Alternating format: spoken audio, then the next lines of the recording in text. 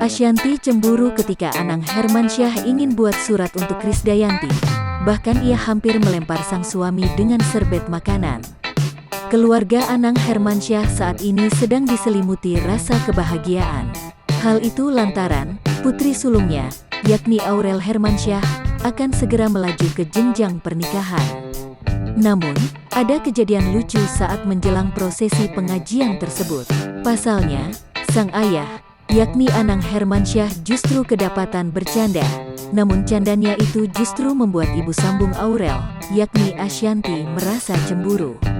Hal itu terungkap melalui sebuah unggahan pada kanal YouTube The Hermansyah A6 yang tayang pada baru-baru ini. Dengan nada bercanda, Anang Hermansyah justru berceloteh apakah dirinya harus membuat surat untuk Krisdayanti juga. "Aku bikin buat Kade juga?" tanya Anang Hermansyah. Mendengar pertanyaan sang suami, Ashanti pun langsung merasa cemburu dan sampai hampir melempar Anang dengan serbet makan yang sedang ia pegang saat itu.